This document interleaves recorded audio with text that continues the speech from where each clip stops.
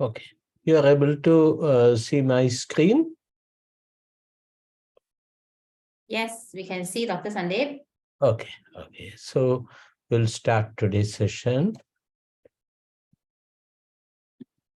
Today's session will be on the steps in writing a research proposal. Okay. So it is a 2-day session. First day, we will be going through the components of a research proposal. We will be mainly focusing on the various chapters in a research proposal. Tomorrow's session, we will have 2 sessions. Apart from the final methodology components, after that, we will see how an actual funding research project look like. Okay, so I will share with you what are the components of a funding research project. That will be I will be showing some examples of FRGS, that is Fundamental Research Grant Scheme of Malaysia Government's Fund. We will share with you what are the components and how to write it, how to write the budget part. Okay. Then tomorrow's session, we will have one more component, how to select the statistical test. Okay. Because in the research proposal, one component is statistical analysis. We have to choose these appropriate statistical tests. That component also will be discussed tomorrow. Okay. Today we can start the session. Steps in writing a research proposal. So participants, in between, you can raise your doubts or you can share your experience. Okay, it is fully open to you. These are the learning outcomes. At the end of this session, participants should be able to list the components of a research proposal, explain the components of chapter 1, chapter 2, and chapter 3. Chapter 1 is an introduction. Chapter 2 is a review of literature. Chapter 3 is methodology. Okay. Then we'll see. Introduction means what? Introduction means why the research topic is important. Okay. So when you are selecting a research topic, the most important component of that is why you are choosing that research topic. Okay.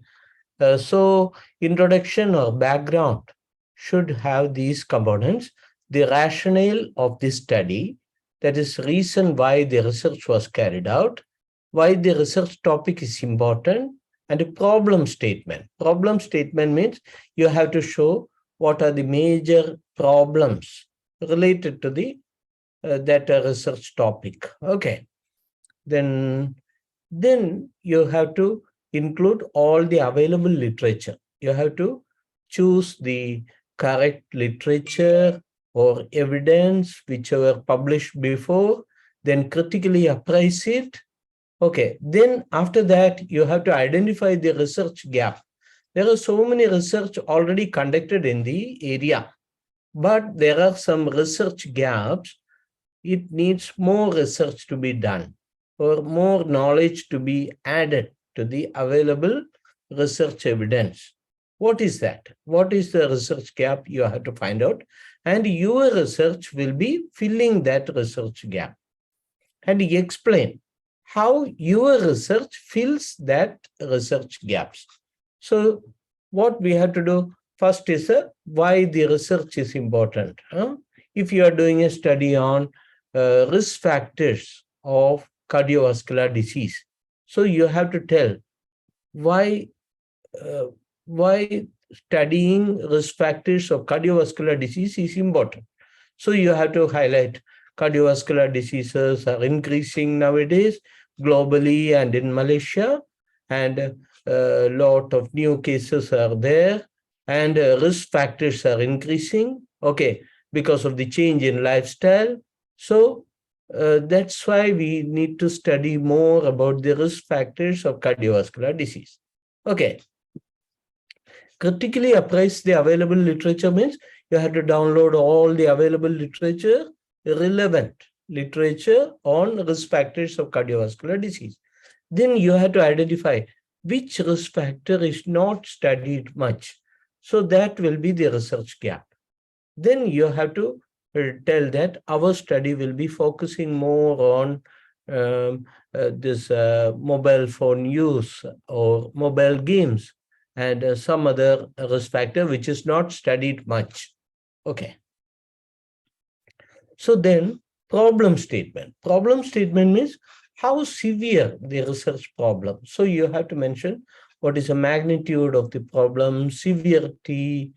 In case of cardiovascular disease, you have to mention about the mortality, morbidity, and disability adjusted life years lost. Okay, how much lost in loss in economy, how much loss in workforce, okay, healthy workforce, everything can be mentioned.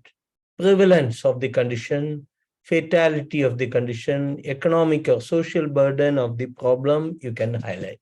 Okay, so if you are studying on cardiovascular disease risk factors, you can highlight how severe the cardiovascular disease is.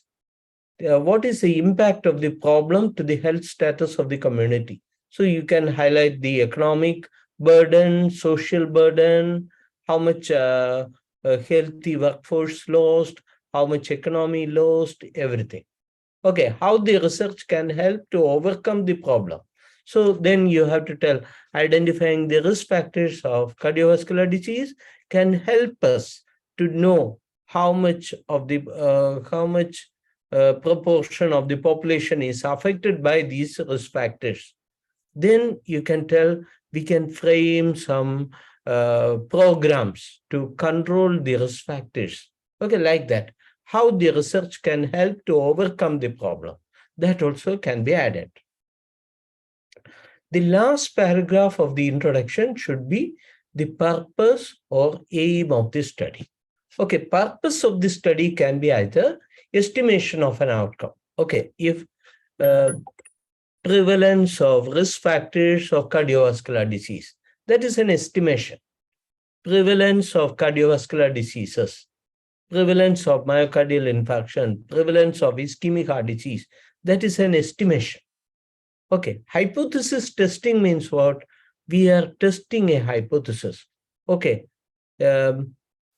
is unhealthy diet resulting in cardiovascular disease? That's a hypothesis. Okay, hypothesis testing. What will be the hypothesis? Unhealthy diet can lead to increased prevalence of cardiovascular disease, or lack of physical activity can lead to higher incidence of cardiovascular disease. Like that, that will be the hypothesis.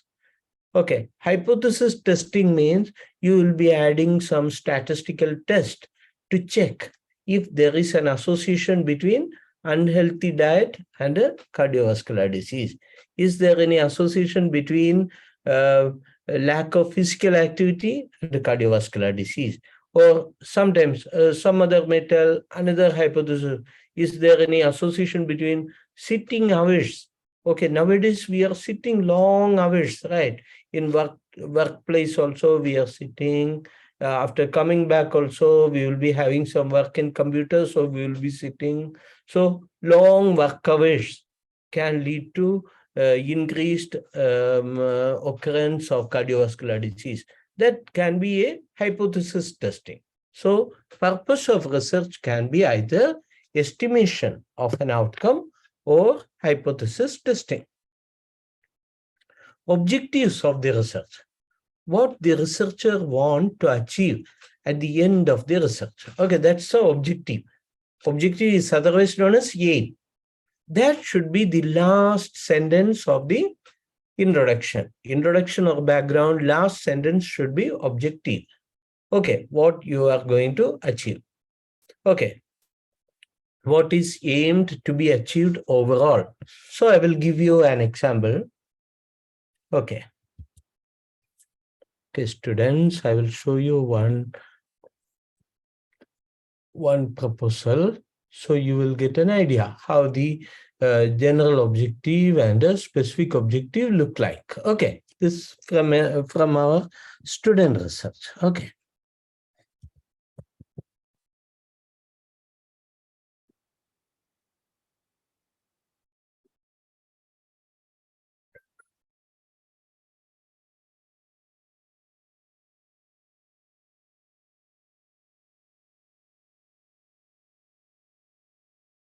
Students, one research proposal is here. For as an example, these are the components. Okay. So you please look at the objective. Okay. Objectives of the research. General objective means it should have the components all what the researcher want to do, or what the researcher want to achieve. All the components should be added to the general objective. Okay. To estimate the level of knowledge about cardiovascular disease risk factors among Malaysians below 50 years of age, and to evaluate the association between the knowledge level with various socio-demographic factors and a history of CVD in the family. So you understood how the general objective, it will have all the components. First is the estimate the level of knowledge about cardiovascular disease risk factors, then to evaluate the association between knowledge level with various socio-demographic factors, and another thing is evaluate the association between knowledge level with various with a history of cardiovascular disease in the family. So all the components added together in the general objective. Specific objectives. You look at specific objective, it will be specific and simplified. Okay, first will be to estimate the level of knowledge about cardiovascular disease risk factors among Malaysians below 50 years of age. That is the first specific objective. Okay, these are all specific objectives. Then to evaluate the association between knowledge level and gender, because earlier we have given socio-demographic factors, right? That one we can divide it into gender, ethnicity, education level, occupation level, all these are subdivided. So to evaluate the association between knowledge level and gender, to evaluate the association between knowledge level and ethnicity, to evaluate the association between knowledge level and education level, to evaluate the association between knowledge level and occupational level, to evaluate the association between knowledge level and the presence of cardiovascular disease among family members. So understood. So objectives can be general objective. It includes all. Then we can subdivide it into specific objectives. Specific objectives will be specific, measurable, achievable, result-oriented, and time-bound. Participants, please keep in mind, it should be very specific and simplified so that we can think about what statistical analysis can be applied, what type of table can be made for that specific objective. Okay, what we can look for the more and more literature, so that your literature review can be subdivided into each specific objective. You can do separate subcomponents of literature review. You may be knowing now, when you are doing literature review, you will subdivide it into subtopics, right? Each topics can be decided based on the specific objectives. Okay, is it clear? So first chapter is okay. Hello, participants. Are you fine with the first chapter? Yes, sir. Okay. So Yes, sir. okay, nice. So now we can see how the hypothesis means, what is the meaning of hypothesis? Can anyone say what is the meaning of a hypothesis statement? The assumption which we make for the conduction of the study. Yeah, exactly. Assumptions, what we make before the conduction of study. Okay. The assumption can be of two types, can be null hypothesis or alternate hypothesis. Okay, null hypothesis means there is no association between the components, between the variables, or there is no difference in the values in different groups. Understood? So in this case now, gender is one variable, right? So what will be null hypothesis? There is no significant association between knowledge level and gender. Okay, you can be specific. It is related to this null hypothesis is related to specific objective 2. Okay, then there is no significant association between knowledge level and ethnicity. Okay, there is no significant association between knowledge level and education level. Like that, you have to give a statement that there is no association. Some other research, okay, so you are not looking at knowledge level, you are looking at knowledge scores. Then how the null hypothesis will be? There is no significant difference in knowledge scores in different gender. Okay, there is no significant difference in knowledge score in different ethnic groups. Like that, you have to frame it. Okay, when the outcome variable is categorical, you have to put there is no significant association between the two categories.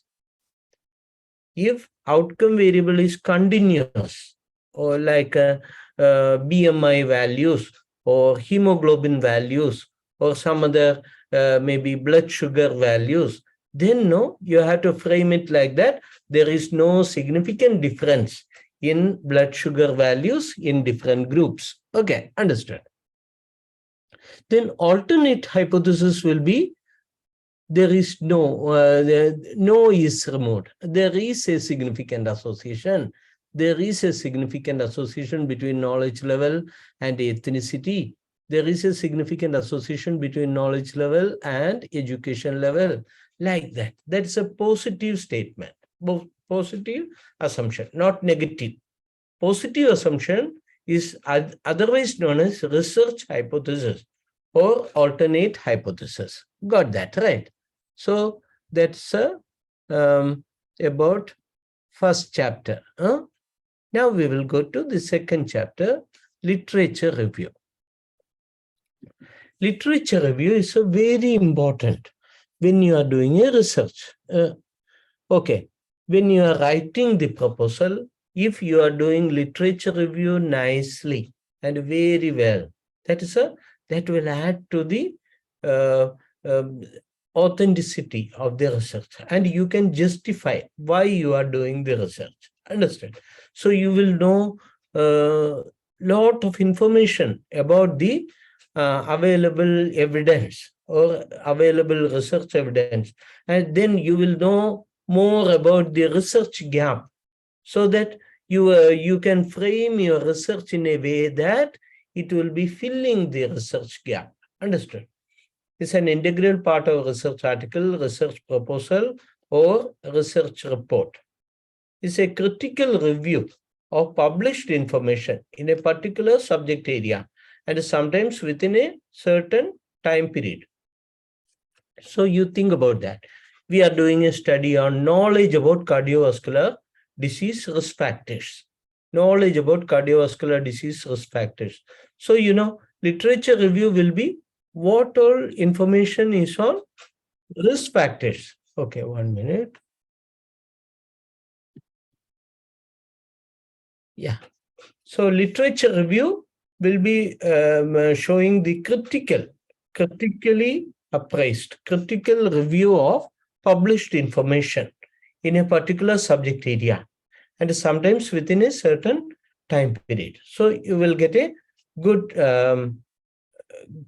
good information about the published research, what is already done or what is already known about the research topic.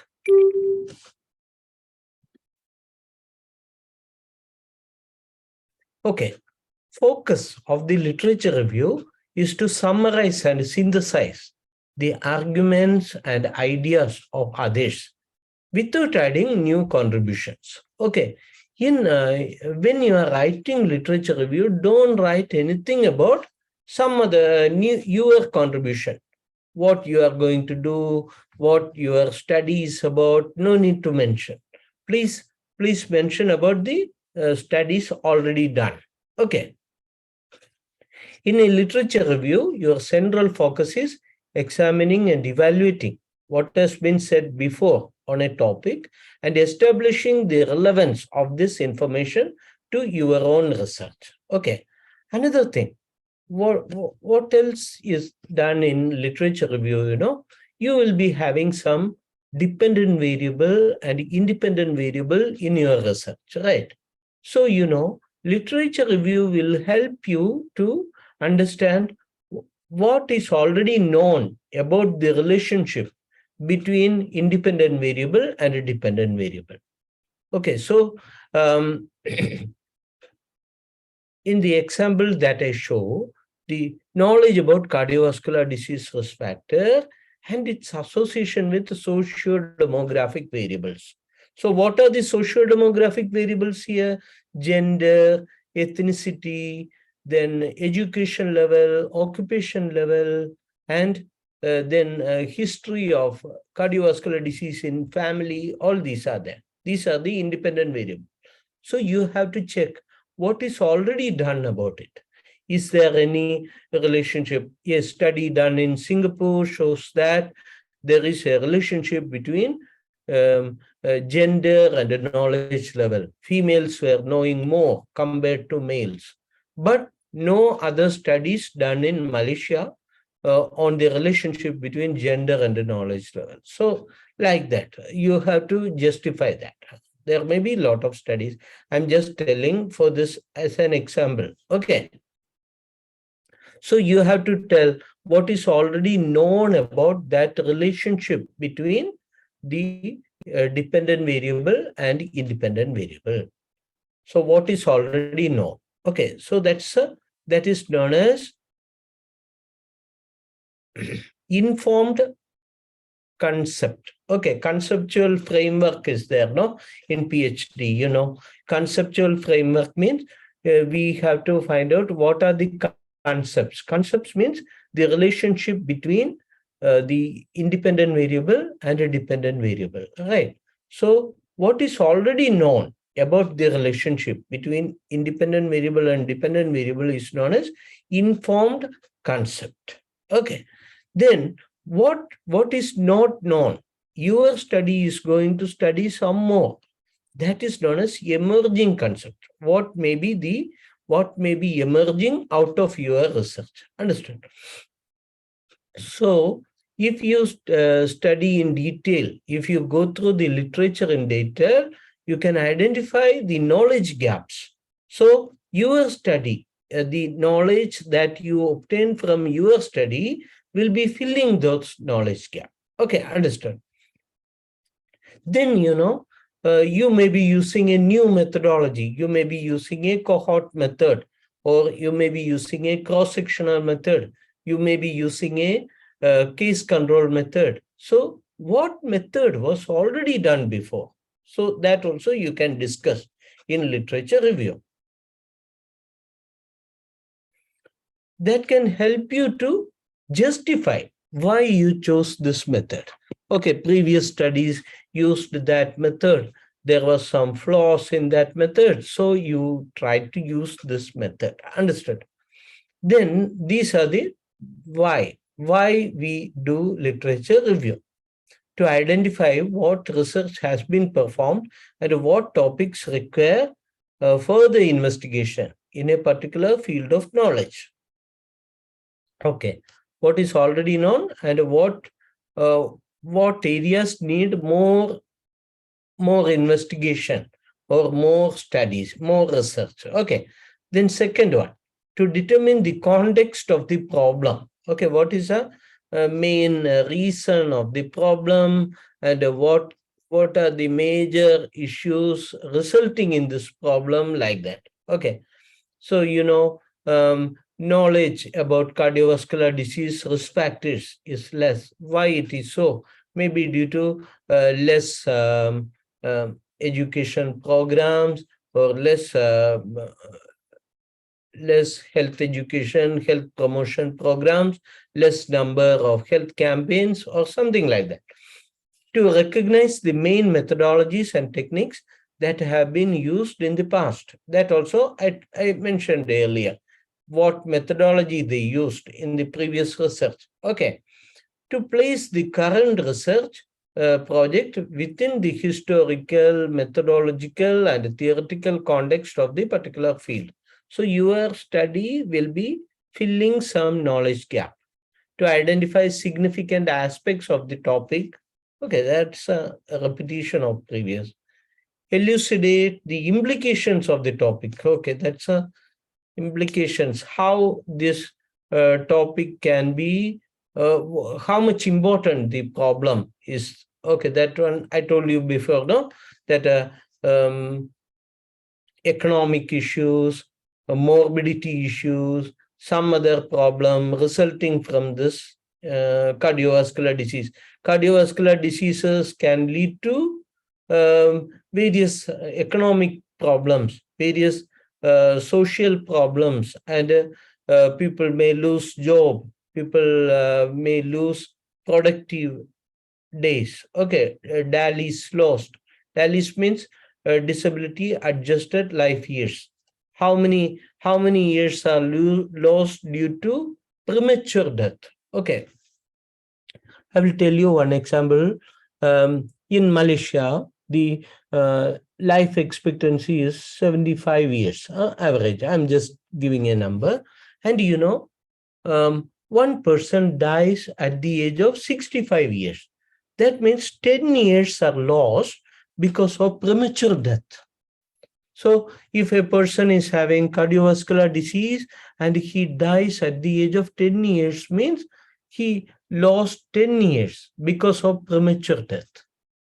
And he was bedridden for 5 years. He cannot go to job.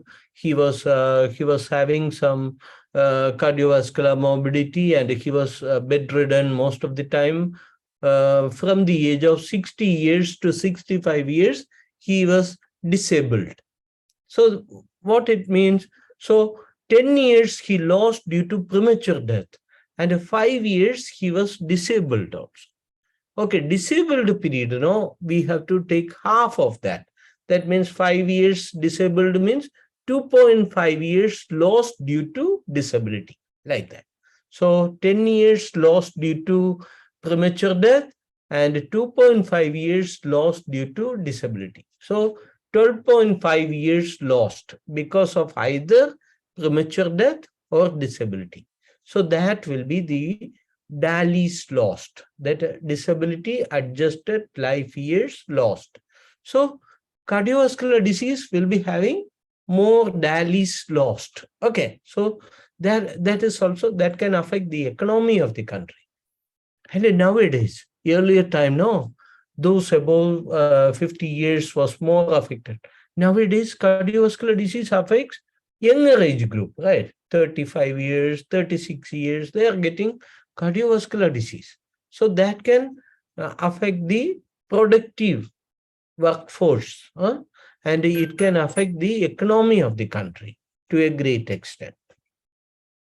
Okay, discern how the studied subject is structured. So based on the literature review, we can modify the dependent variables, independent variables, and how the research is carried out, improve the student's subject vocabulary in a particular field.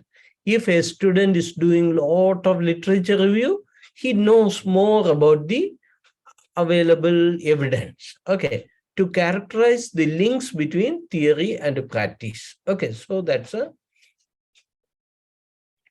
Okay, then now we will go through the literature review. When you are selecting the literature or evidence, you have to look at two things.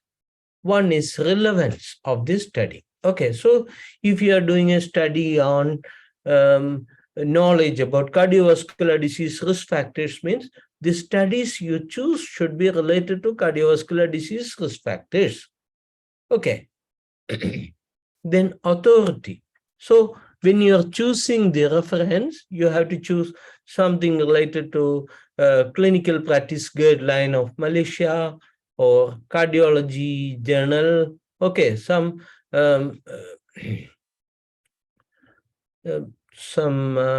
cardiology related journals. Okay, journals in cardiology means those articles will have higher authority than you are choosing from a newspaper article or a blog. Okay, that will have less authority. So if you are selecting studies related to public health, you can choose World Health Organization website or maybe health evidence website. Healthevidence.org will show you all the latest systematic reviews related to public health. Okay, so authority is very important. Then recent research. Okay, recent research you have to choose. When you are doing literature review, please choose the recent, maybe last 5 years or maximum 10 years. Don't take a study, it was conducted in 1980s, 1990s, or like that. Please don't take that. So you choose the recent research. So, now you may be thinking why literature review is important. Literature review can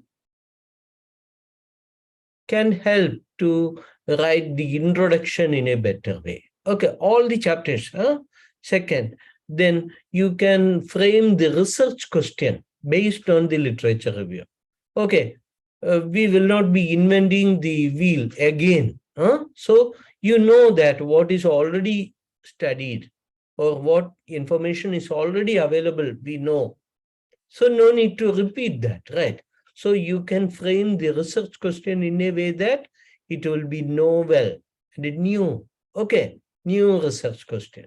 And you can frame the objectives in a way that it is specific and it is very relevant. Okay. Then methodology. You can choose the methodology based on the previous studies methodology. Okay, previous study has done one case series analysis. Now I'm going to do a cross-sectional research. Now you can think, hey, one cross-sectional study is already done. Next, I am going to do a case control study that is slightly higher than the cross-sectional study. Okay, then another researcher will tell, hey, case series is done, the cross-sectional study is done, case control study is done. Next, I will do cohort study. Okay, then another researcher will think, okay, all up to cohort study is done. So I am going to do a community experimental trial or community intervention trial. So that is the advances. If you are doing a good literature review, you can frame a better methodology. And a literature review can affect the result. How? The previous research was using these all methodology. They were using logistic regression. They were using linear regression, or they were using survival analysis. So that can be applied in our research also.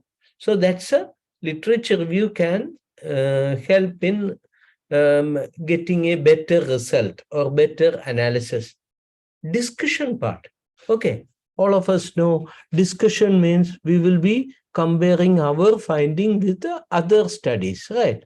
So if you are having a better literature review, you can compare more with the other studies.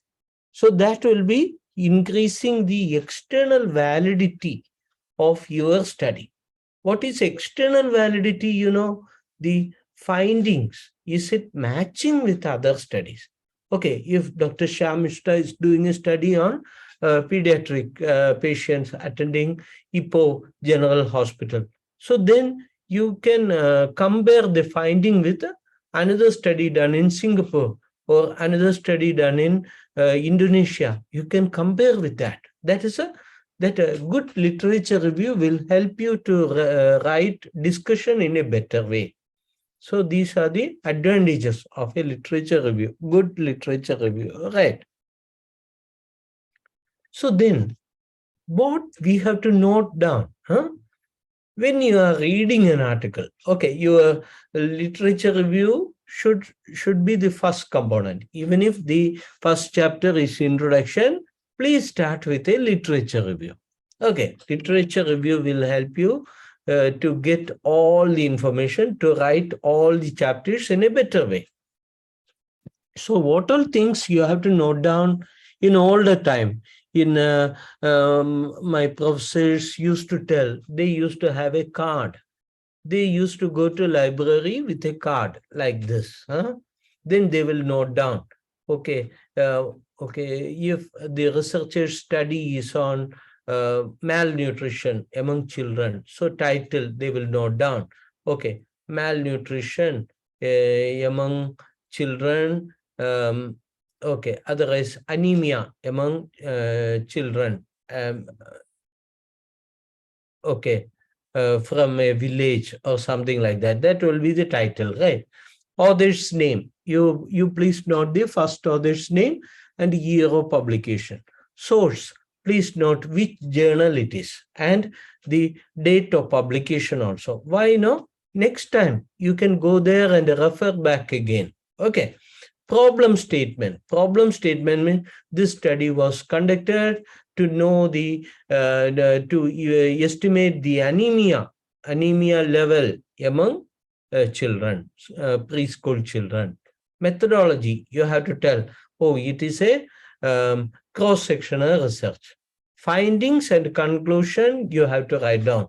Okay, this study showed that maybe 30% of children in that district was having anemia, and majority of them were having worm infestation or helminthic infection. Okay, like that. So that is a finding. So each study, please follow this pattern. Title of the research, author's name. No need to put all author's name. Just first author and year of publication. Source, please put the journal title, maybe Indian Journal of Pediatrics or maybe Malaysian Journal of Medicine 2022 July edition, like that. Problem statement, it was done among 500 children in a district hospital. Okay. Methodology, it is a cross-sectional research. Finding, okay, 30% of children were having anemia and majority of them were having worm infestation. That is a finding. So got that? Like that, you have to write for all the articles that you get. Okay, so you will get a good information. You will not miss any information, right? Otherwise, when you are presenting, oh, you missed some information, then you have to go back and refer again. If you write down all this in a paper, you will not miss it. Okay. So, another one, you have to prepare an evidence table. Okay. So this is also a good method when you are writing literature review. Evidence table means what? So these are the information to be added in a evidence table.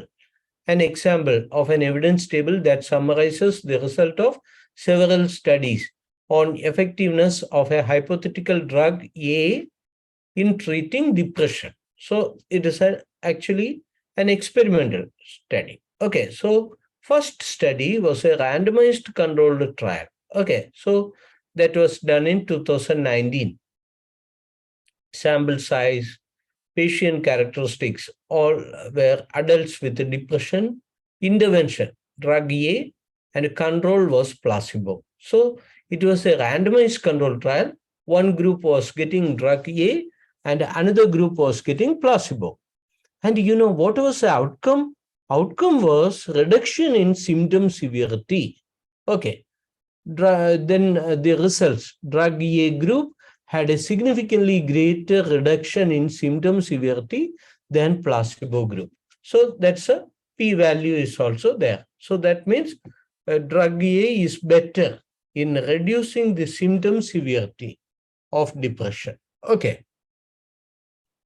Second study is a systematic review and meta-analysis.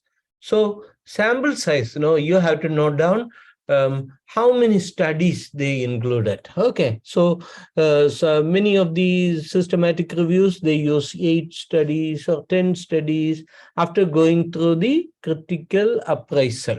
Okay, they will make sure that all the 7 studies or 8 studies are having good quality.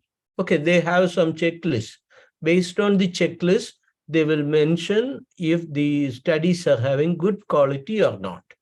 So 7 studies they selected, then total 4,700 patients. So that's a systematic review.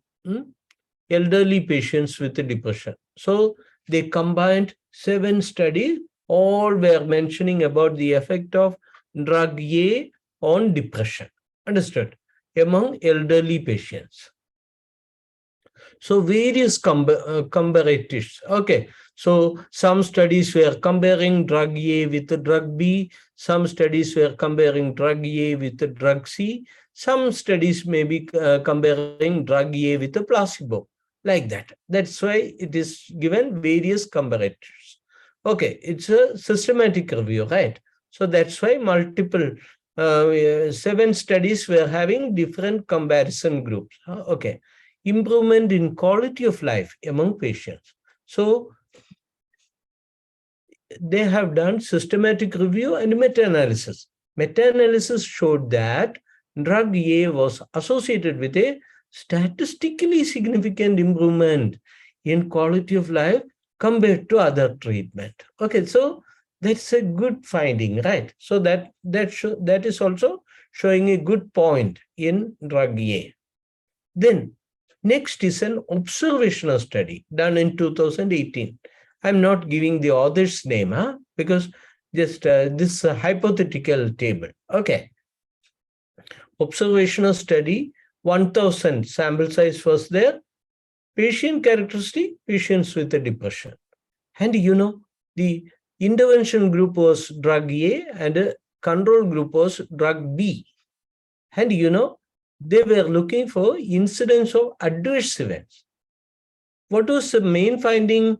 Drug A was associated with lower incidence of adverse events compared to drug B. So that means that area also drug A was better. Maybe some selective serotonin reuptake inhibitor or something that is annually used one, no? Maybe something like that. Drug A is having better reduction of symptom severity and improvement in quality of life of patients and lower level of adverse events also. Then, next is a case series study. So patients with a condition of depression, okay. Most patients reported a reduction in symptom severity after taking drug A. But further studies are needed to confirm this effect. Why it is so? Because it's a case series analysis.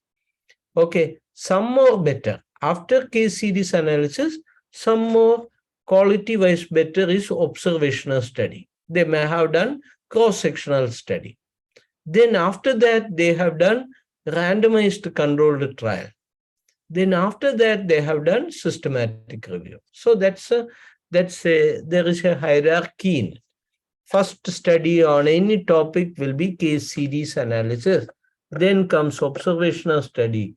Then comes randomized control trial. Then comes systematic review.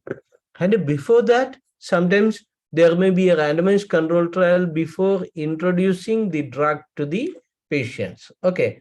After the clinical trials, they may have done a randomized control trial to prove that this drug is safe. Understood?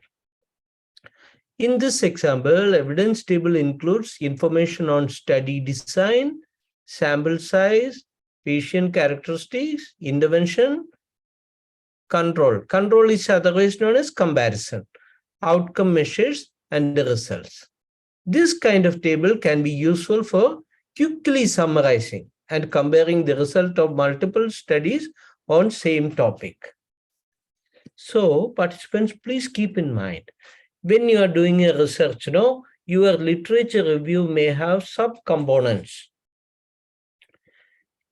Can anyone please share one research article, one research project you are working on? Can you share one research project? Then I can tell you how the sub-components can be. Okay. Hello, participants.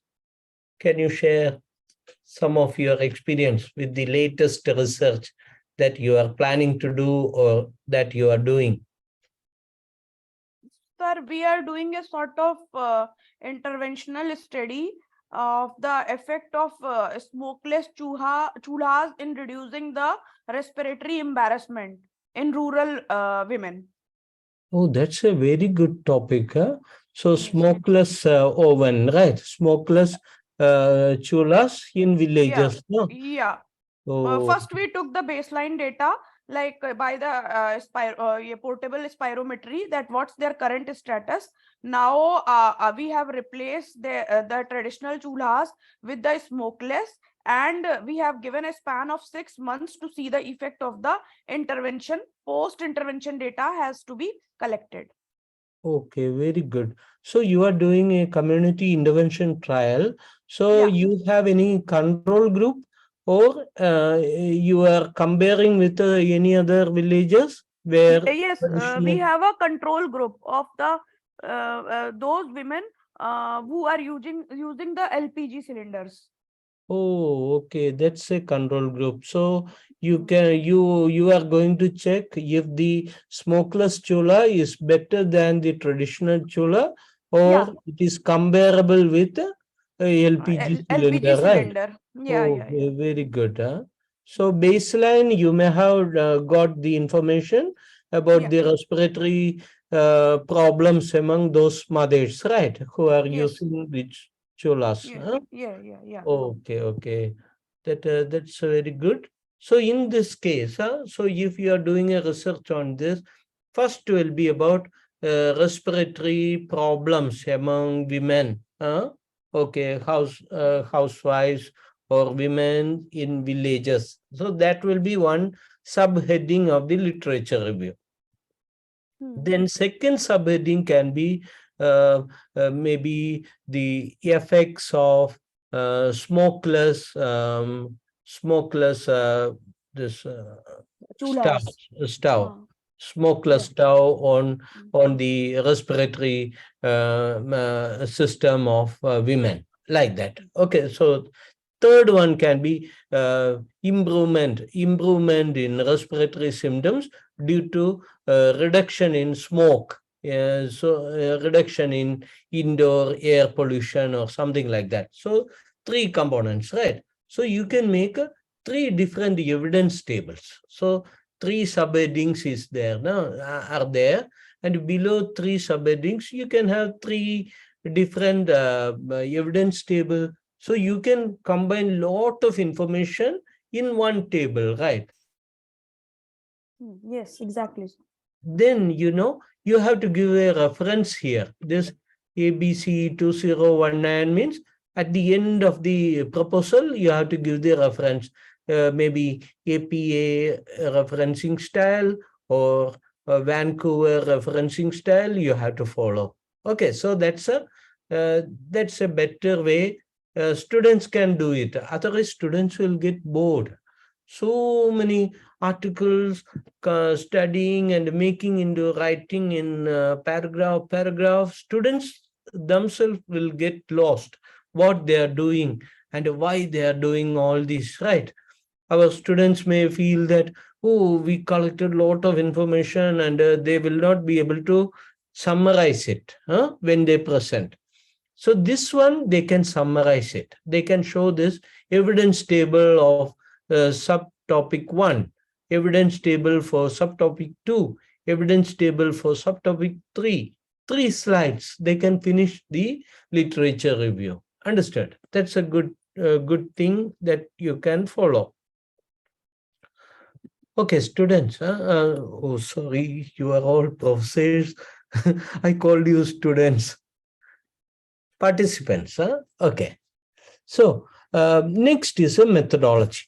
So methodology, I will show you the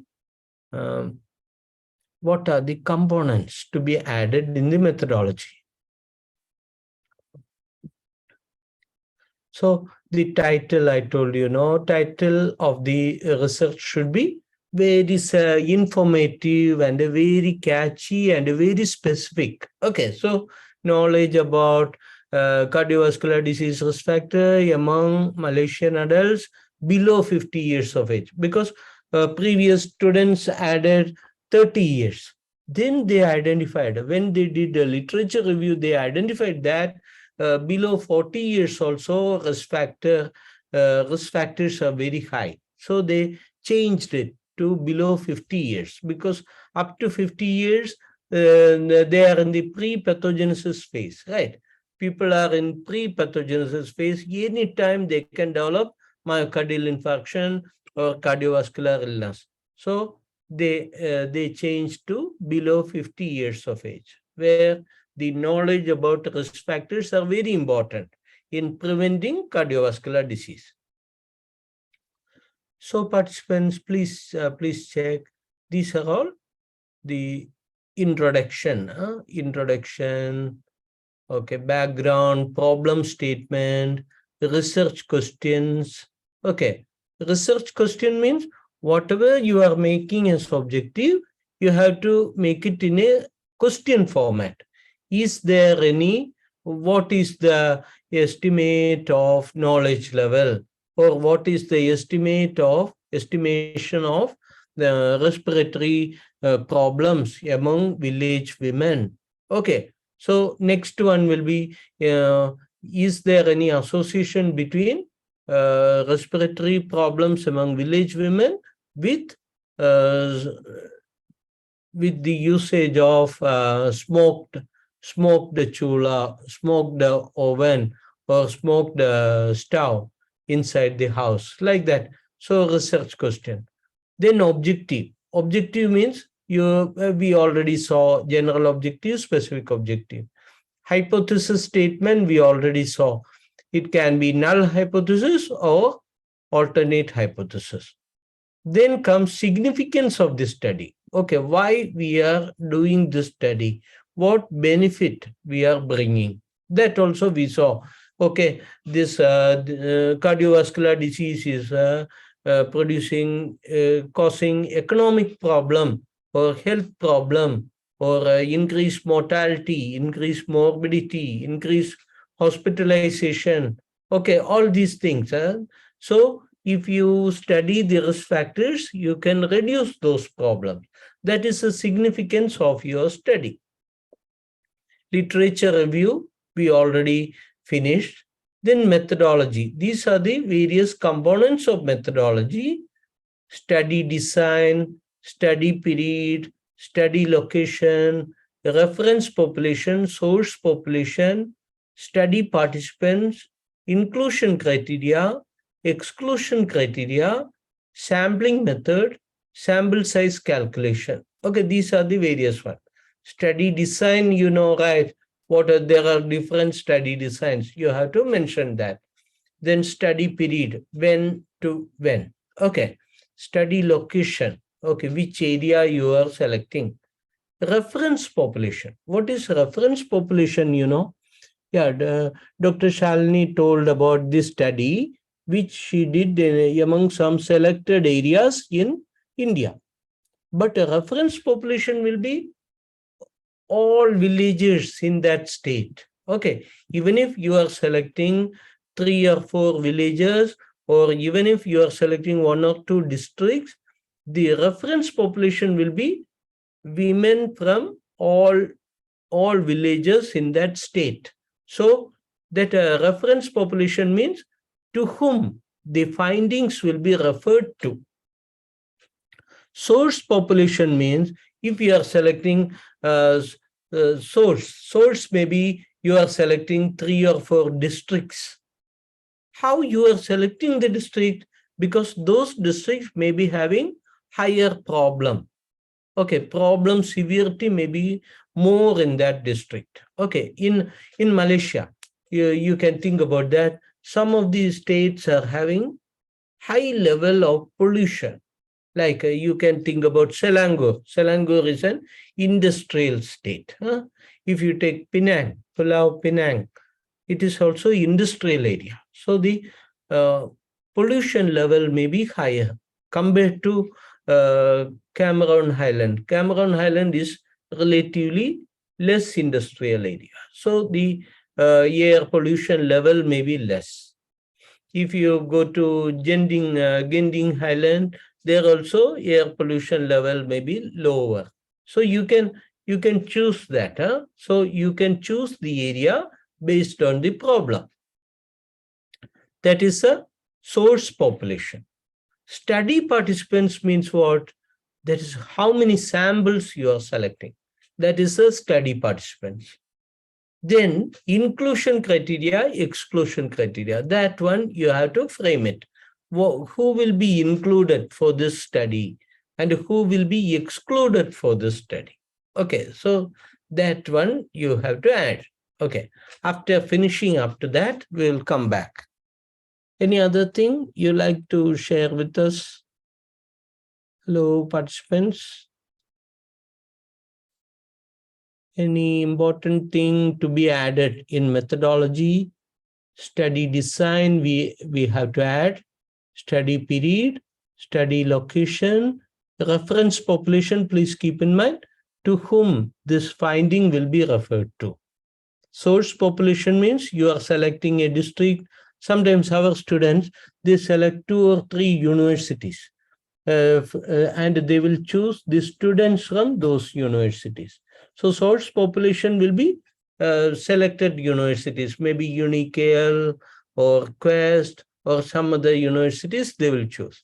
Study participants means how many samples they are getting from there. Okay. Is it clear up to this point? Is it okay? Hello. Yes, we are here. We're listening. Okay, Yes, sir. okay, Dr. Shyam. Yeah. Okay. So now we can just go through the study design. Study design, no. Earlier I told you case series analysis. Case series analysis means if you are working in a hospital, you are seeing patients every day, right? So you can get collect the data from patients with anemia who are attending for 3 months period. In the last 3 months, you can collect the records of patients with anemia. So that will be a case series analysis. Then you are analyzing all those cases. Okay, all those records. That will be case series analysis. Another one is you are going to a village and conducting a survey. You are distributing questionnaire and collecting the data. Okay, that will be an example of cross-sectional research design. Okay, what is the importance of why it is known as cross-sectional? You know, you are collecting the data only once. Okay, you are collecting the data only once. Okay, no follow-up is there. That's why cross-sectional research design. You are collecting the data from a cross-section of the population. Okay, understood. So data collected only once, no follow-up. What they are studying, to study the prevalence of a condition, to study the associated factors of a disease or health problem.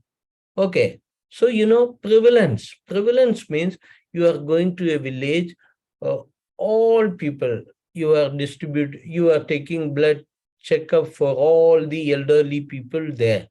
And you are checking how many of them are currently having diabetes mellitus, or how many of them currently have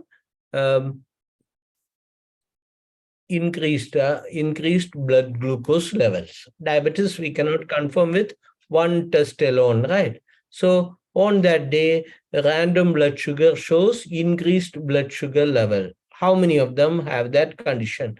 That is, prevalence can be studied using cross-sectional research design. Then associated factors. Along with that, you can ask how many of them are obese, how many of them are having family history of diabetes, how many of them have other comorbidities like blood pressure, hypertension, cardiovascular disease, and other hyperlipidemia, how many are having. Okay, that's to study associated factors.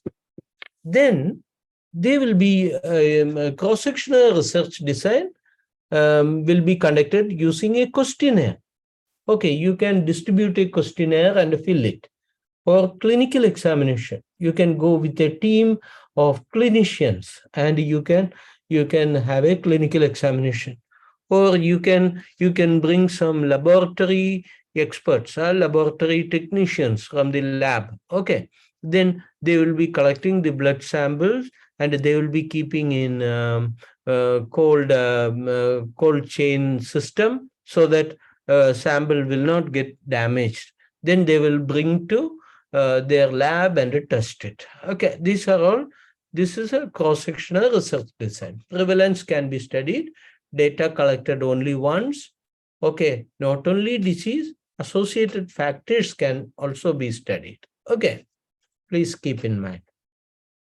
So define population, gather data on exposure and disease. Okay, so you can have exposure and disease. All the components can be studied in cross-sectional research design. It is not an experimental research. It is an observational research. Cross-sectional research design is an observational research. Okay, so gather data on exposure and disease. So we will have 4 different categories with exposure and we have disease. Exposed but do not have disease. Not exposed but have disease. Not exposed but do not have disease. But we are not comparing 2 different groups, but we are just distributing the questionnaire to the total available population there. Understood? Next is case control design. This is an analytical approach. Analytical approach means it is earlier I told observational study can be descriptive or analytical. Observational study can be descriptive, means cross-sectional is a descriptive study. Analytical means you are having 2 groups and you are comparing with each other. That is analytical approach. Okay, case control design means there are 2 groups. One group is known as cases, other group is known as controls. Cases means they are having the disease. Control means they don't have the disease. Understood? Please understand that. Is it clear? Cases and controls. No. Exposure to risk factor among cases and the exposure to risk factor among controls are studied. So that's a case control study design. Okay, among cases, how many are exposed to risk factor? Among controls, how many are exposed to risk factor? Okay, then exposure will be observed and compared. So please keep in mind, exposure is compared using odds ratio. Okay, odds ratio means odds of exposure among cases divided by odds of exposure among controls. Okay, so please keep in mind. So odds ratio will be calculated in a case control study. So so cases are there. That a pink one is one group and do not have disease. That is control group. So among cases, we are checking how many were exposed to risk factor. Among cases, we are checking how many were not exposed to risk factor. Among controls means they don't have the disease, right? How many were exposed to risk factor? How many were not exposed to risk factor? That is design of a case control study. So case control study can be applied for rare diseases. You can go to a hospital and take 20 rare cases and ask them how many of them have exposure to risk factor, how many of them are not having exposure to risk factor. Then you take a control group. Control group, no, you have to do matching. You have to look for age and gender matching. So what rare disease we can say? Maybe Parkinson's disease. So you are taking 20 Parkinson's disease cases, that will be cases. Then 20 people who are age and sex matched. So first Parkinsonism patient, 70 years male. So you take one 70-year male who do not have Parkinson's disease. Okay. So second Parkinsonism case is 65-year female. So you take a control also 65-year female. So that's a matched age and gender matched controls. Like that you have to take it.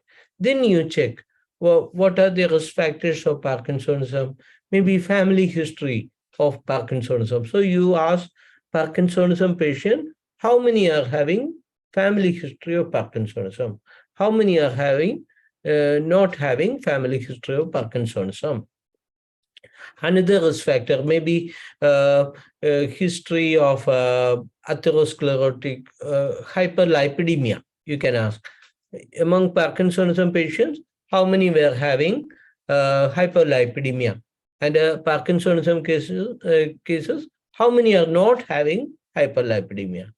Among controls also you ask, how many had hyperlipidemia? How many have history of not having history of hyperlipidemia? So got that right? It's clear? Hello? Yes, sir. participant? Yes, Yeah. sir. Yes, sir. So cross-sectional we saw case series is one type. Case control is analytical, right? Next is cohort design. Cohort design is also very interesting. So two groups are there. It is also analytical study design. So two groups now, one group exposed to a risk factor, another group not exposed to a risk factor. You think about that. Dr. Shalini, your study, no? One group, they are exposed to indoor air pollution. One group of women, they are exposed to indoor air pollution. Another group of women who are using LPG, that is a gas stove. So they are not exposed to indoor air pollution. And you are following them up for 5 years period. And a 5 years period, you are checking how many of those exposed to indoor air pollution are developing respiratory illness. And how many of those in the LPG stove group? That means gas stove group that is not exposed to indoor air pollution. How many of them are developing respiratory illness? So that will be a cohort design. Cohort Okay. design. Yeah. Cohort design can be prospective cohort or retrospective cohort. Today we will see what is a prospective, what is retrospective also. So, first is a defined population. Then, it is a cohort study is an observational study.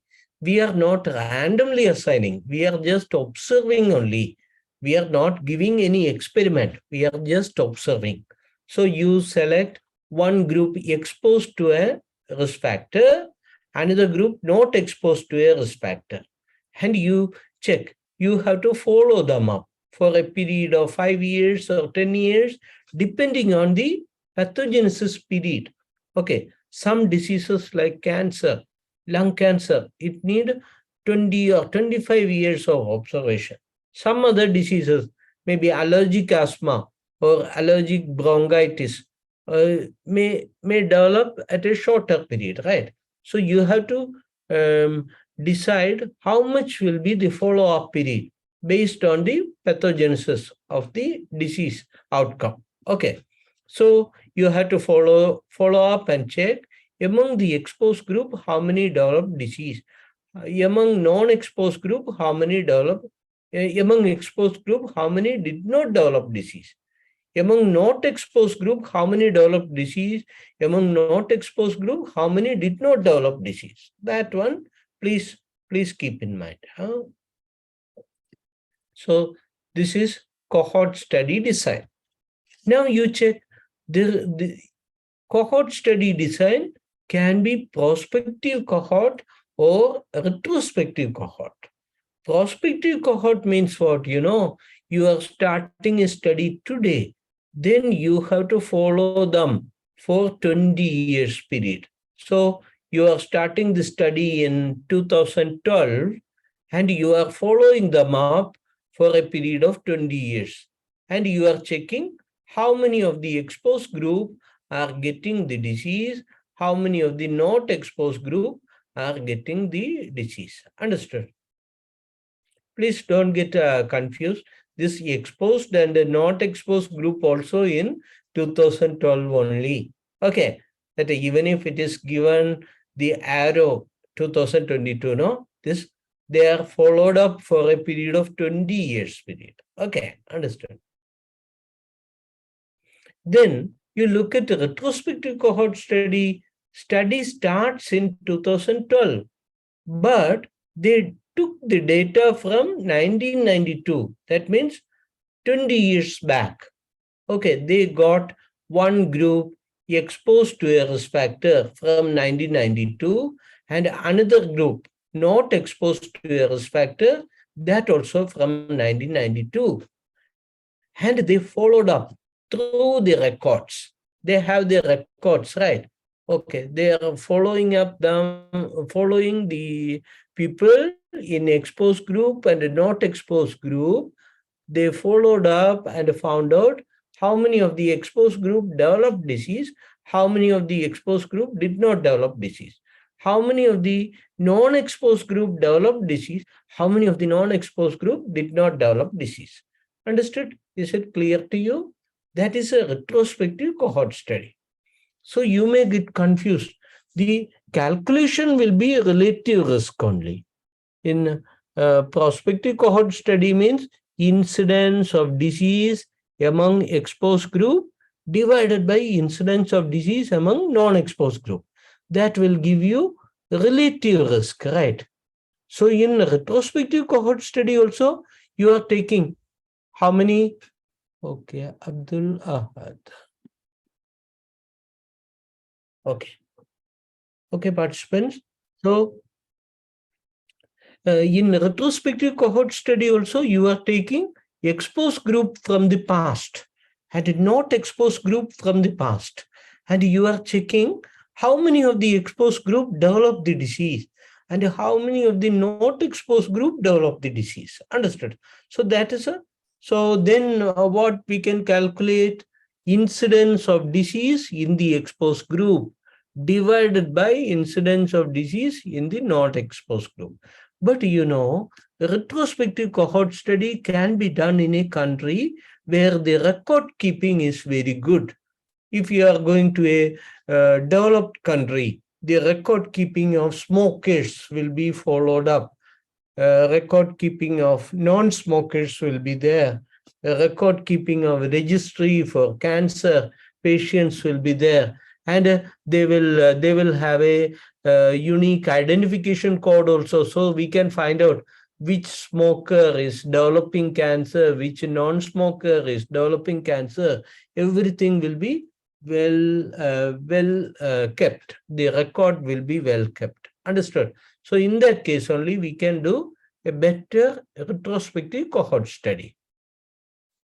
Is it clear to you? Cohort design? Yes, sir. Okay, prospect. I have a query, sir. Do I Yeah, yeah. ask it in the last or can I ask You it? can ask now, no problem. Okay. Okay. Sometimes, sir, what is there is that without any comparator group, the investigator follows up the subjects, right? And it's Okay. written as prospective study.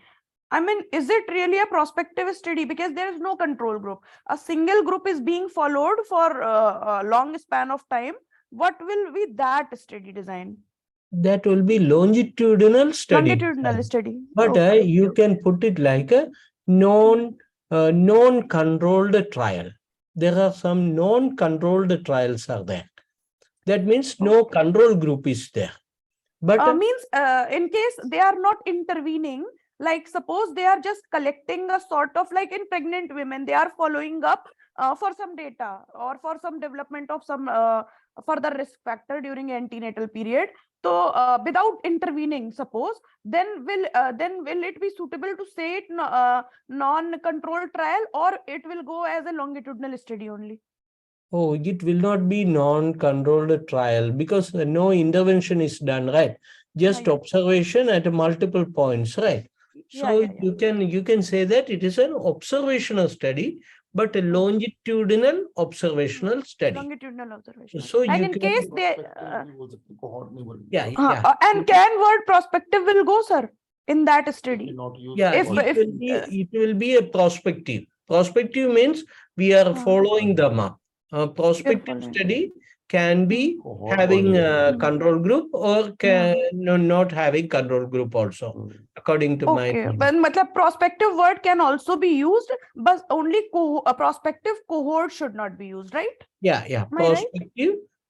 Prospective study can be used, but it is Can be used. without Better to any use control longitudinal. group. Yeah, Yeah, you yeah. have to mention that there are no control groups and it is following up. What they will be studying now, they can study the trend of disease. Trend of disease. What is happening? Is it increasing every month? It is increasing or decreasing, or values are, they can plot a chart each month wise. What is the values of the patients? Okay. Okay. So, Sir, how will its sample size be calculated? I mean, if it will be like you said, na, if intervention is done, then it will be non-controlled trial, right? In case intervention is being yeah, done, if then it will intervention be is there, non-controlled trial. trial. Now, Yeah. how will the sample sizes to be taken? So non-controlled trial, no, that whatever I came across, they will do pre and post comparison. So before intervention values they will take, and after intervention values they will take. Okay. Then sample size calculation, there are some softwares like G-Power and all. It's free of cost only. G-Power, no, they will same group before and after value. We can calculate sample size for that. Otherwise you can go to Google and look for some test-based sample size calculation is there. So if you are using paid sample t-test, you can use some online sample size calculator. Paid sample t-test means pre-test value we have to get from previous research, and a post-test value we have to get from previous research. Then you put the hypothesis like that, this much improvement will be there, right? This much improvement in value may be there before and after intervention. Like that, you can calculate. Okay. You can calculate sample size like that. Sir, you will Yeah. sensitize us about sample size calculation in the tomorrow session, because there is one topic also, sample size calculation. Yeah, we can cover sample size calculation. So we will be It will be I good if we will are show you the G we are power. sensitized about the Yeah. G power. Yes, sir. Yeah, G power and another one online Epi Info, software. sir, is also used. Epi Yeah. Info. Yeah. So how to use Epi Info, sir? That if you can tell us, that will be good for us. Yeah. OpenEpi software our students are using. So we can share that also. I will share that how to. It's very easy, useful, and very easy also. So Yes, sir. so we can cover that tomorrow. Okay. Yes, sir. Yes. So then another one, no, the experimental without non-randomized, that is known as quasi-experimental study. So that means they are not randomly allocating the experiment. No, experimental group usually they allocate randomly to either experimental group or control group, right? So if we are not randomly allocating, that will become quasi-experimental trial. Okay, that also many people use that. Where we use that, I will tell you. If Dr. Shalini is there, Dr. Another one professor, Dr. Harsh is there. Both are handling two different clinics. So you are comparing two different clinics, So patients coming to clinic 1 will be compared with patients coming to clinic 2. So that is not randomly allocated. The two clinics are at different villages. So you are comparing two clinics means that will be non-randomized controlled trials. Okay, non-randomized means we are not randomly allocating. We are just taking the patients coming to clinic A and taking the patients coming to clinic B. Okay, that is that can be done. Many of the research they are using non-randomized, that is quasi-experimental, but that is not as valued as randomized control trial. Got that right? Okay. So then next one is intervention trial. Intervention trial or experimental approach. Okay, experimental approach means so community intervention trial can be there, clinical trial can be there, randomized control trial can be there. Okay, this, so first one, I will give this one, diabetic patients. So assessed for eligibility means all the diabetic patient coming to community health clinic. So they will be the population to be included in this study, right? All the diabetic patients coming to the clinic. Then some will be excluded. Those who are not satisfying the inclusion criteria will be there. We will be having some criteria, right? Age between 40 to type 2 diabetes means we can put an age between 35 years and 60 years or 35 years and 65 years, like that. So who are not satisfying that criteria will be excluded. Then after that, you select 100 patients or 200 patients, and you have to do a randomization. Randomly select 100 into intervention group and 100 into non-intervention group. So allocation, right? So there will be intervention group and received intervention, did not receive intervention. So received intervention group followed up, okay, and analyzed, followed up and analyzed. So two groups will be there. One group will be intervention A, other group will be intervention B. Sometimes one group will be intervention A, other group will be placebo. So this is a framework for a randomized controlled trial. Okay. So study population will be randomly assigned to new treatment or current treatment.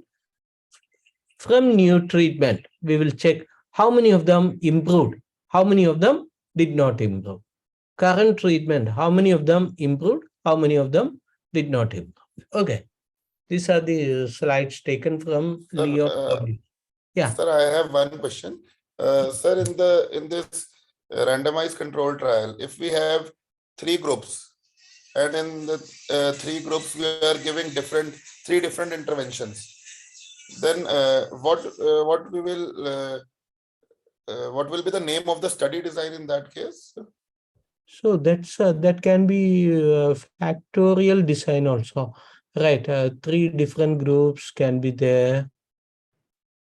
That can be this experimental trial only. Experimental trial, and a factorial design means 2 factors we are adding to one group. Okay, so I will show you. I think one example is there. Okay, this is a factorial design means, okay, so we are giving aspirin to one group, placebo to one group, and to the aspirin group itself, we are giving beta carotene to some and a placebo to some. Okay, so we can have aspirin and beta carotene group, aspirin only group, beta carotene only group, and neither aspirin nor beta carotene group. So we can have 4 groups, right? So we can have another one. This one I haven't given here. So aspirin group may be there. Then the second group will be this low molecular weight heparin or something.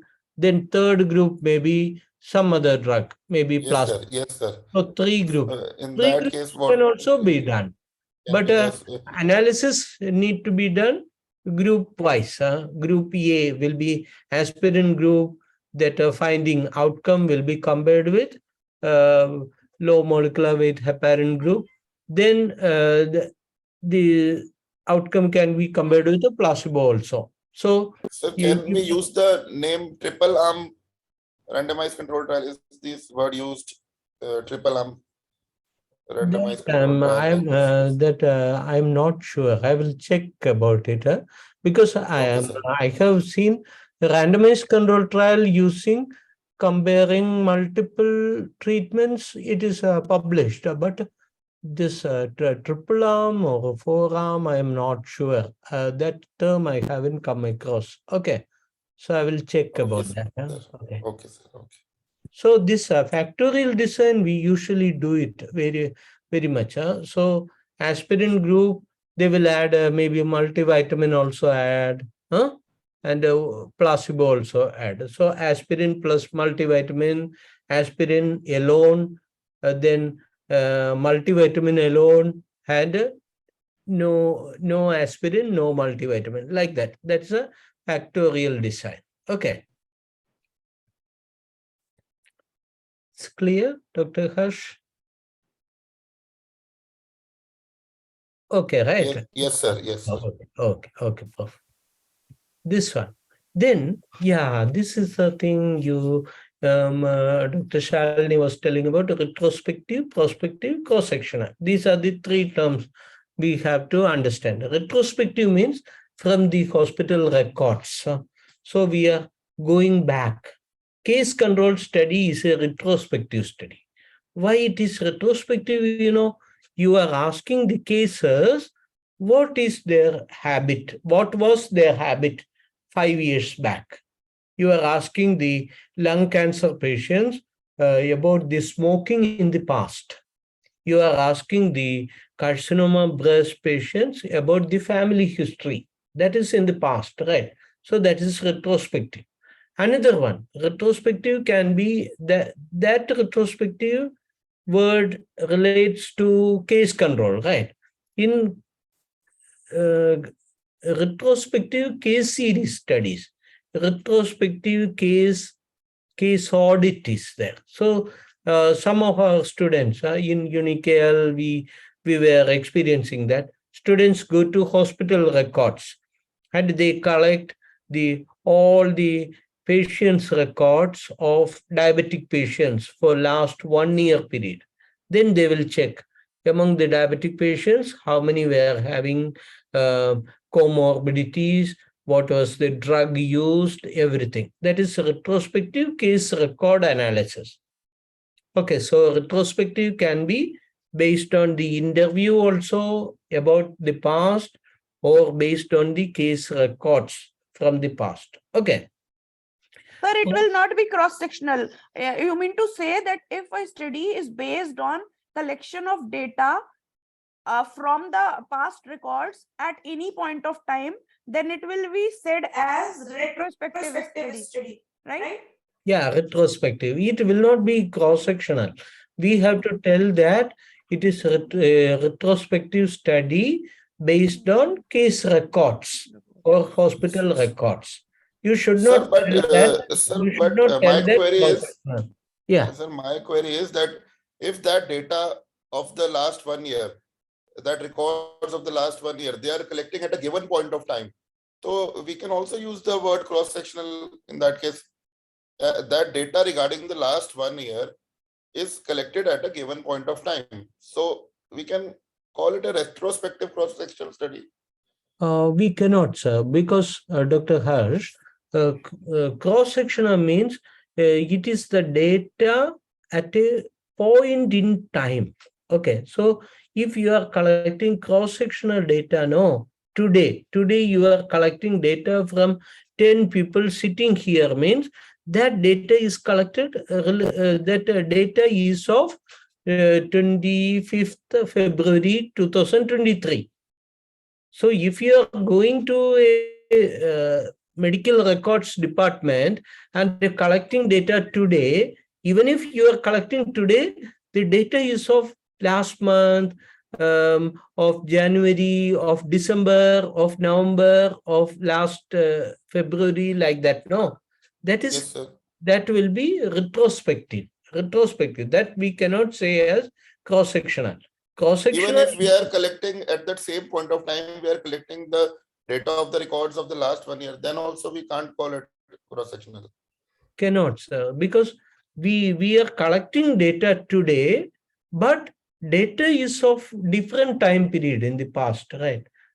So cross-sectional means you are collecting blood sample from 20 people today, means that all data is of today, not of previous, right?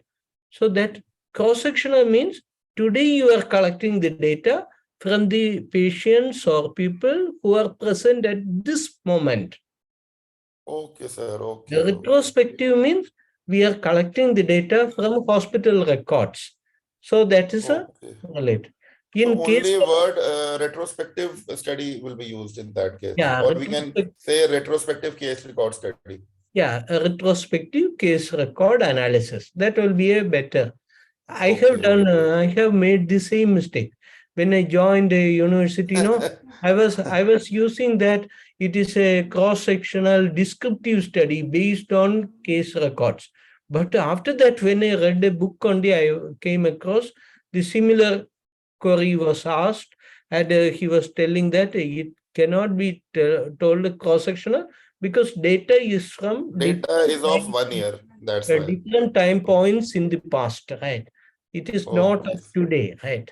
So that's Okay, sir. Okay. Sir, one more thing. Yeah. National surveys are conducted, like census. So census will be said to be as a prospective, right? Census, but Suppose that, all the details yeah, are that collected. is during one every 10 years. No, but No, census, forget it. NFHS surveys are conducted in India, like every 4 or 5 years. okay, yeah, Of yeah. all the states, demographic data of all the states, like and by Yeah. so what will it be said? I want to know, because it is collected through in a span of a year or like that. So will it But be you said as know, prospective? that data is collected from each person only once, right? Once, only once, huh? So Yeah, it will yeah. be cross-sectional then, right? I think so, because they are not going again to the same patient, right? No, they are not going. No, Yeah, then it will be cross-sectional. cross-sectional. Okay, okay. Yeah, yeah. But this hospital records may have multiple data, right? Not of one period only. They will be having the full records of that patient, right? So they will have, they may have collected data and recorded it multiple times in the hospital records, right?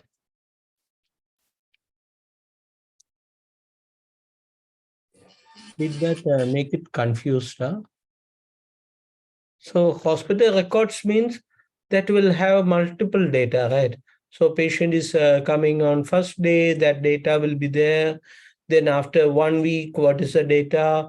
Then culture and sensitivity report may be there that came out after 1 week. Then some treatment was given for 14 days. After that, what is the blood values? All this will be there now in hospital records. So that will be retrospective case record analysis, we can say. So the census can be, because they are collecting data for NH National Family Health Survey, right? Yeah. So for this year, they will collect only once data. Yeah. So that will be cross-sectional. Cross-sectional. Okay, sir. If you are collecting the data at only one point in time, data from same person only once, the data from same community only once, sometimes related to village, that also comes under cross-sectional. Okay. And sir, if we are collecting the in the case record study, if we are collecting the data of one person only once, then we can call it cross-sectional. If in the retrospective case record analysis, if we have the data of one patient only once, we have only one record of that patient. We don't have any other follow-up record. Okay, so Then also, from the record, right?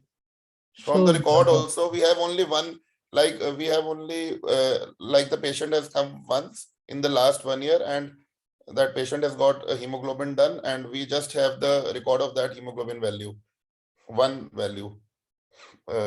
Then yes, so then that will can we call it as retrospective cross-sectional? that I have to check, sir. I will note down. I will check, and tomorrow I will come back to you. That about can we say that word? Retrospective, Yes. cross-sectional, both can be applied together. I will check that. Sir. Okay. Yes. Okay. So tomorrow, please remind me. I will read it now. I noted in the mobile. I have noted that. Yes. Okay. So I will check that. Okay. I'm not very sure that if data collected only once means, but from different period of time. No, that's the thing I'm worried, because one patient, they may have collected hemoglobin value in January, some in December, like that. No. Yes, sir. So Yes, that yes, that sir. all data can be cross-sectional, because value will be only different once. Value will be only once, but at different time periods. So yeah, can different. we call it or not that? Yeah, that I will check that. Okay. Okay, sir. Okay, sir. So this study variables, no, there are dependent variables and independent variables. So you have to define it. What are the dependent variable? What outcome you are measuring? What are the independent variables? So you have to have an operational definition. So for your research proposal, no, you should have an operational definition. Define it. Who will be what will be the cutoff point, what will be the outcome measured, and what unit, like that you have to measure it. Then mention the scale of measurement. Okay, so you have to mention if it is categorical variable or continuous variable. So I will show you once more that our proposal. So this actually my students' proposal, not very perfect. So then also we can have an idea. So this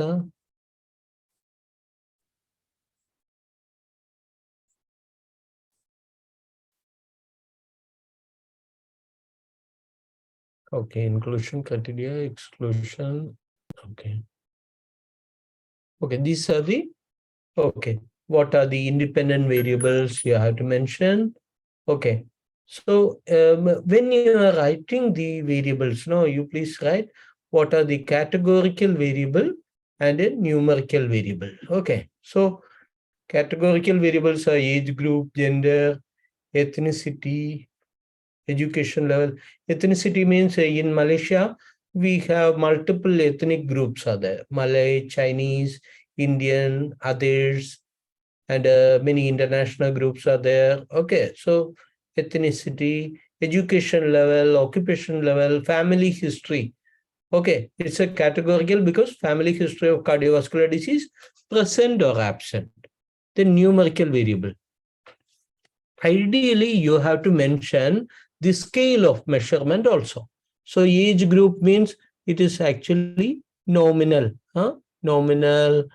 Okay, nominal or ordinal. Age group can be ordinal because the order is there.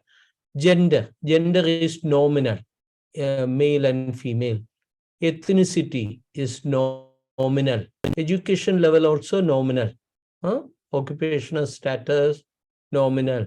Family history, it's nominal and dichotomous. Dichotomous means family history, yes or no. Okay. Age is a numerical variable. That is a actually we can say that it is interval scale. Age is a interval scale, not ratio. Interval scale. Okay. So then dependent variable, no knowledge of cardiovascular disease risk factors. So 25 questions, categorical, correct or incorrect. So each question is correct or incorrect. Then knowledge score, you have to show that it is continuous variable. Then knowledge categories you have to mention.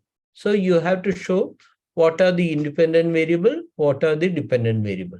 Independent variables can be categorical or continuous or numerical variable. Dependent variable, you have to mention if it is categorical or continuous variable. Okay, understood. So that's a thing, please keep in mind. So this fine.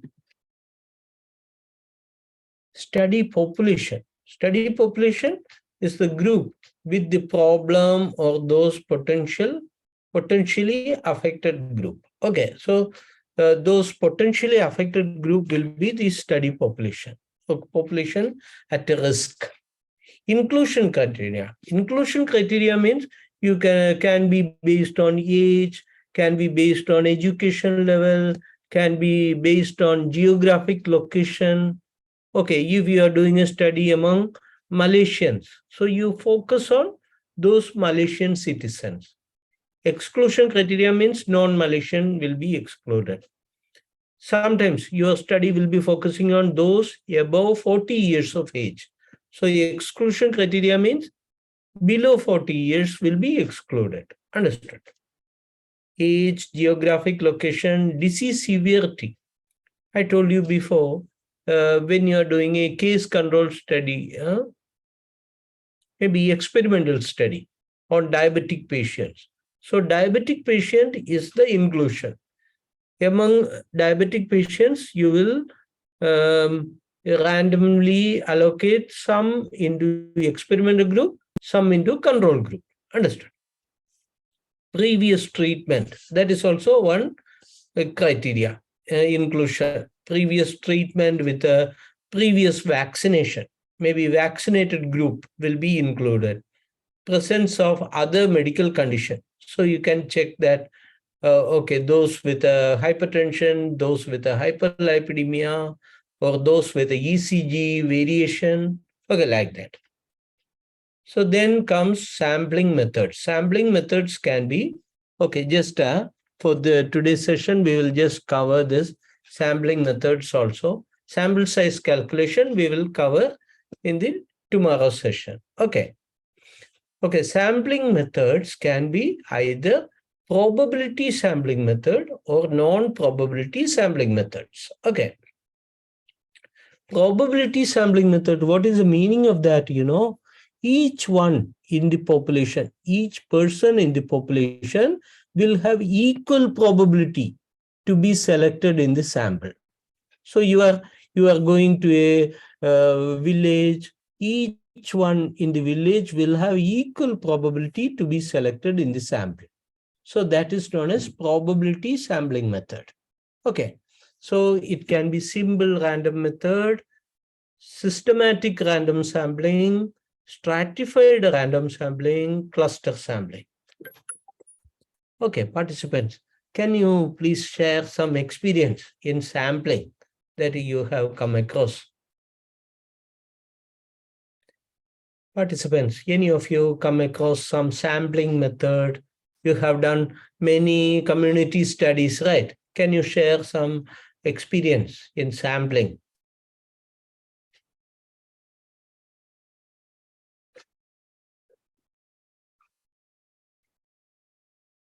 Sir, frankly speaking, we write, matlab usually what is done is that we write those, we are doing simple random sampling, but probably it becomes convenient sampling by default.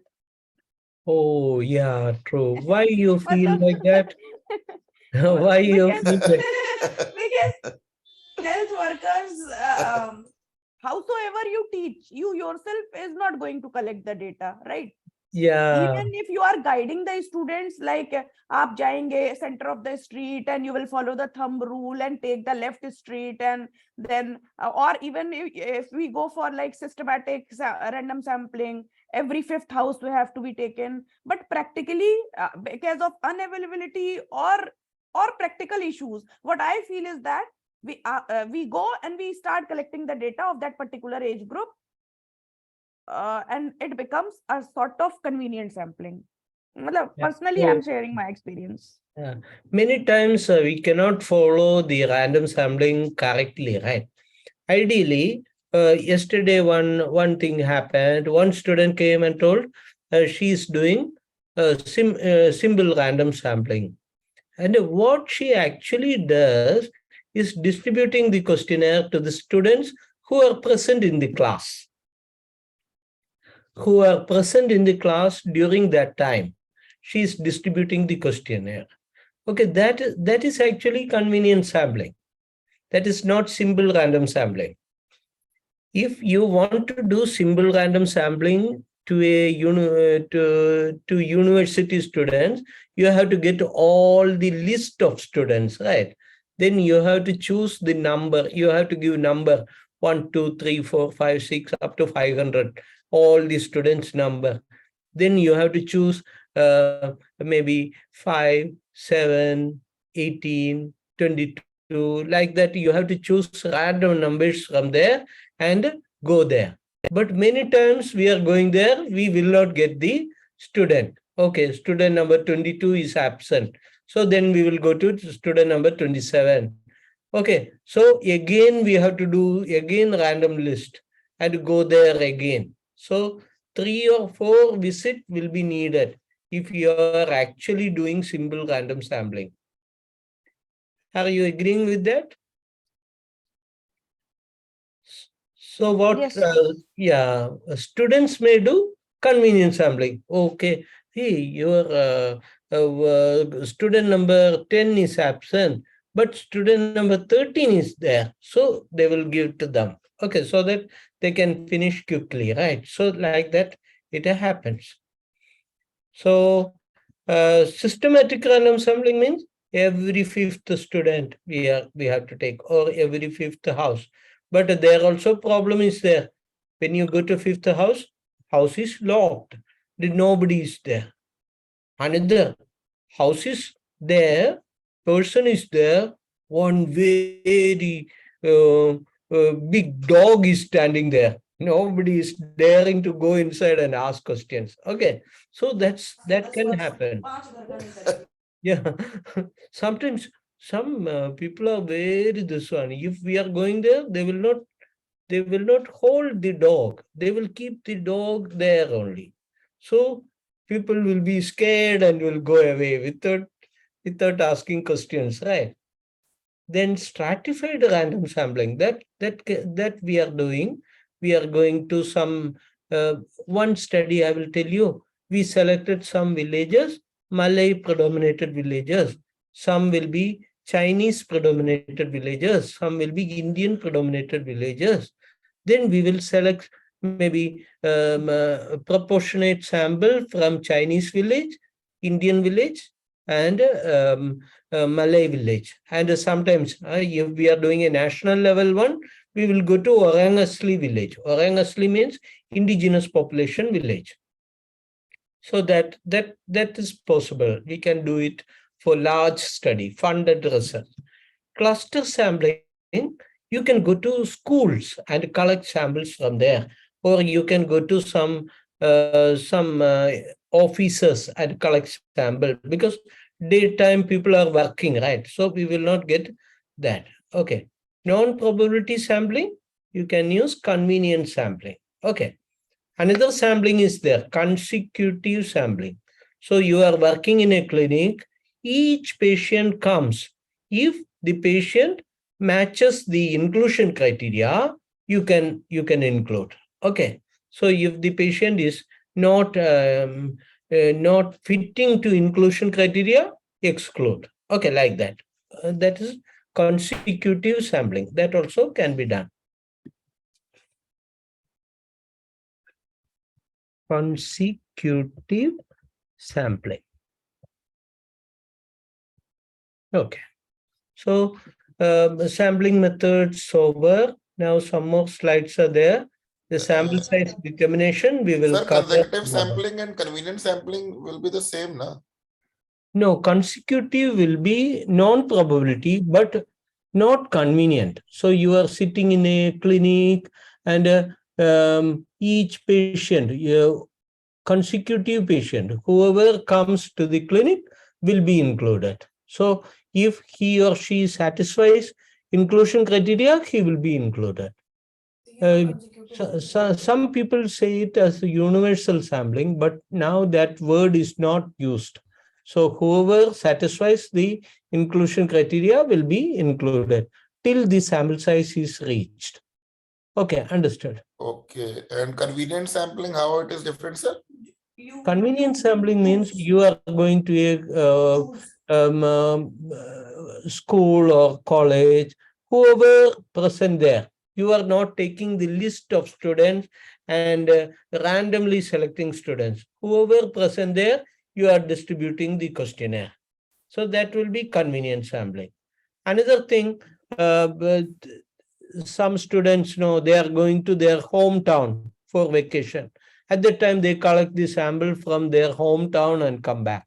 Oh, that's convenient because of they are doing it for the convenience of the researcher.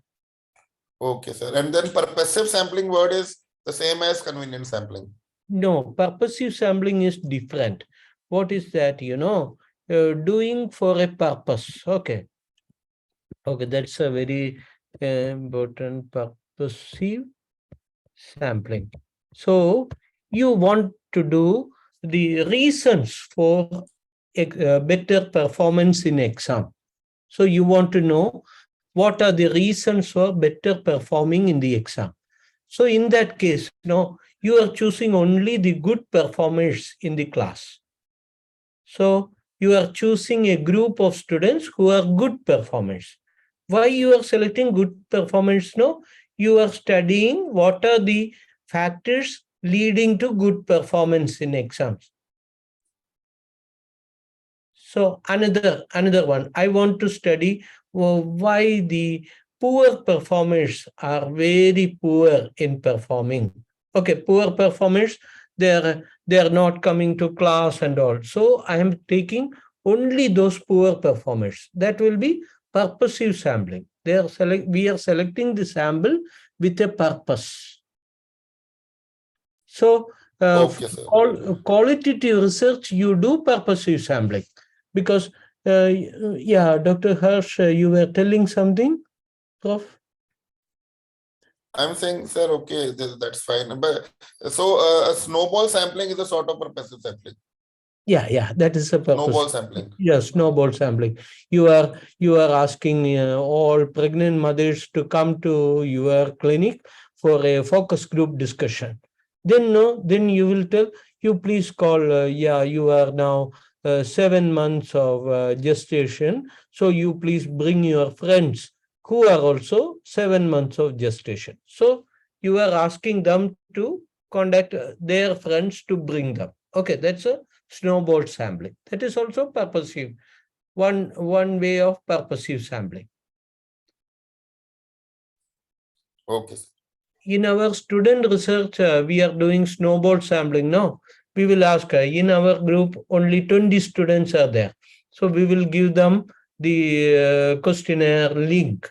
Then we will ask, total sample size is 300, right? So each student should collect from 15 more students. So they will send to 15 students and will collect sample.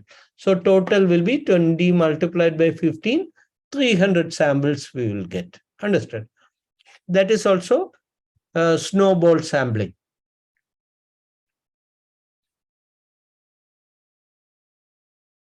Okay.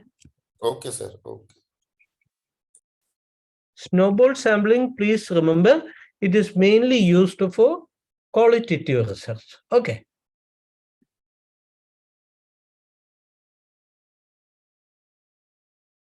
So participants, today's time is over.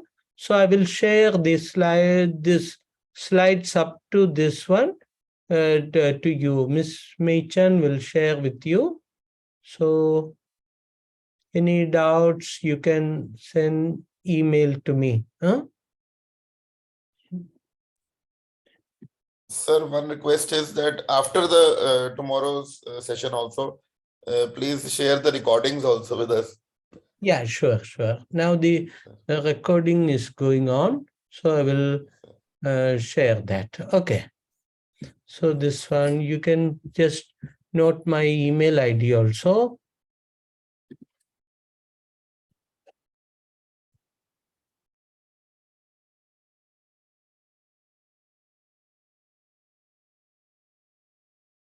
Okay, so please note this email ID, drsandeep@gmail.com. Okay.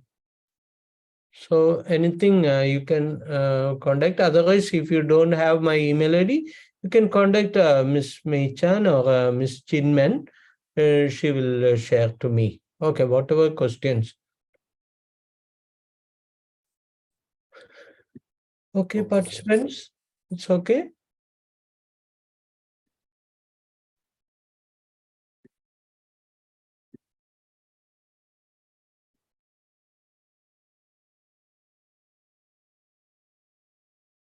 Okay, if everything okay, we can close today's meeting.